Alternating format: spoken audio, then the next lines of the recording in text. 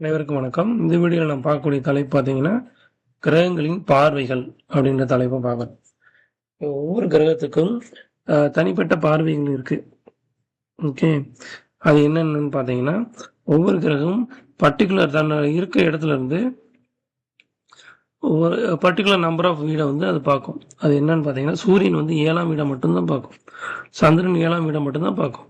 செவ்வாய் 4, 7, 8 இந்த 3 வீடையும் பார்க்கணும். இப்போ செவ்வாய் ஒரு இடத்துல இருக்குது அப்படின்னா, தான் நின்ற வீட்டிலிருந்து 4வது வீட்டையும் 7வது வீட்டையும் 8ஆம் வீட்டையும் தான் நின்ற வீட்டிலிருந்து பார்க்கும்.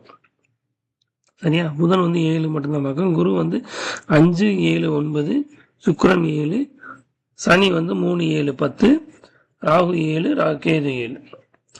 சரியா? ஒரு சிலர் வந்து ராகு கேதுக்கு பார்வை இல்லைன்னு சொல்லுவாங்க. ஏன்னா அது ஒரு நிழல் கிரகம்.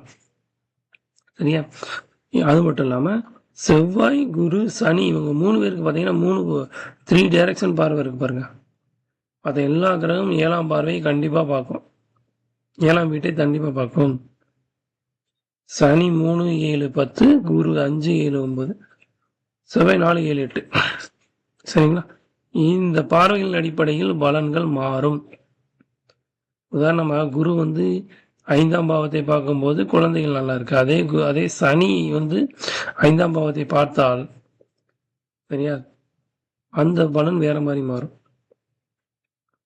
அந்த சனி பார்த்தாலும் அந்த 5ஆம் கிரகத்தில் வேற ஏதோ பார்வை இருக்கா, வேற கிரகம் இருக்கா, எந்த டிகிரியில இருந்து பார்க்குது, அதெல்லாம் கணக்கில் வச்சுதான் நம்ம வந்து பலன் சொல்ல முடியும்.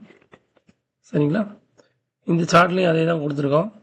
சார்ட் வந்து என்னென்ன கலர், மெர்க்குரி ஒரு colour blue, black, dark blue, green அதெல்லாம் நம்ம வந்து கொடுத்துருக்கோம். சரிங்களா?